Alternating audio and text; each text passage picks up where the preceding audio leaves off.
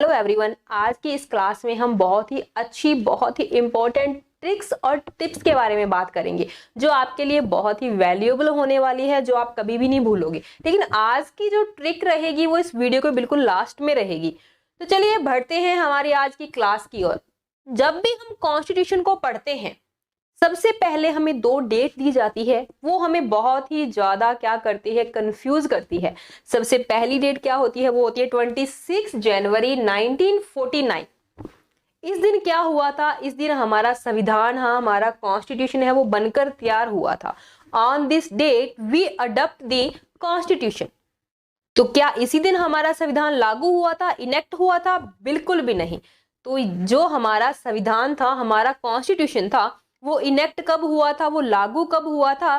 तो वो लागू हुआ था आपका 26 जनवरी 1950 को। हमारा जो कॉन्स्टिट्यूशन है वो क्या हुआ था, लागू हुआ था। ये 26 जनवरी क्यों इतनी ज्यादा, क्या खास बात है इसके अंदर?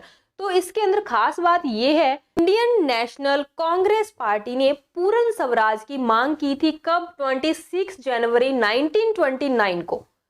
तो इस डेट को रिमेंबर करने के लिए क्या किया गया था, 26 जनवरी 1950 को क्या किया गया था, हमारे कॉन्स्टिट्यूशन को क्या किया गया था, इनेक्ट किया गया था, लागू किया गया था। हम क्या करते हैं, सेलिब्रेट करते हैं 26 जनवरी को किस डे के रूप में, रिपब्लिक डे के रूप में। जब हमारा कॉन्स्टिट्यूशन लागू हुआ था उस समय हमारे कॉन्स्टिट्यूशन में 395 आर्टिकल थे, 22 आपके पार्ट्स आते हैं एंड 8 आपके क्या आती हैं, शेड्यूल आते हैं। प्रेजेंट टाइम में 448 आपके क्या आते हैं, आर्टिकल आते हैं, 25 आपके पार्ट्स आते हैं एंड आपके 12 आपकी क्या आती हैं, शेड्यूल्स आते हैं।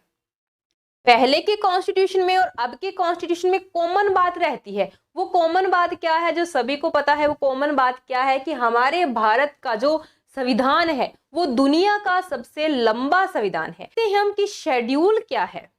शेड्यूल वो टेबल है जिसके अंदर क्या दी जाती है, एडिशनल डिटेल्स दी जाती है जो हमें आर्टिकल में क्या नहीं होती, प्रेजेंट नहीं होती हैं।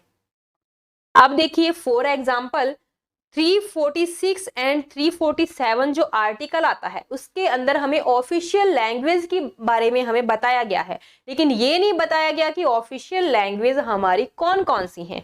ये हमें किस शेड्यूल में बताया गया है, ये हमें 8th शेड्यूल के अंदर बताया गया है। तो चलिए देखते हैं आज की ट्रिक क्या कहती है और आपको कैसे याद रहती है। चलते हैं ट्रिक की ओर। सबसे पहले जो ट्रिक है वो आपकी आती है tears of old PM.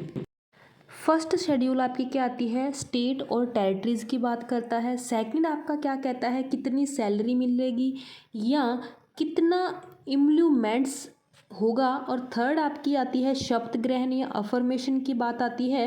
Fourth आपका राज्यसभा सीट की बात आती है। फिफ्थ आपका schedules area and schedule tribes की बात आती है। सिक्स आपका आता है नॉर्थन ईस्टर्न स्टेट, यानी कि क्या आते हैं, अदर स्टेट में गिने जाएंगे, कैसे असम, मेघालय, त्रिपुरा और मिजोरम।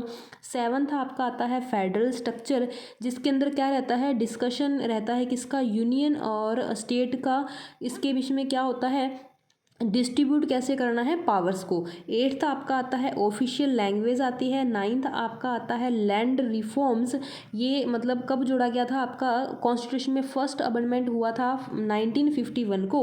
और टेंथ आपका आता है डिफेक्शन लॉ आता है। 11th आपका पंचायती राज आता है। 12th आपका आता है नगरीय स्वशासन यानी कि म्यूनिसिपैलिटीज आपका क्या आता है, ये 12th शेड्यूल्स के अंदर आता है। आई होप आपको आज की क्लास बहुत अच्छी लगी होगी, ट्रिक अच्छी लगी होगी। अगर आपको आज की क्लास अच्छी लगी है तो वीडियो को शेयर करना ना भूलें।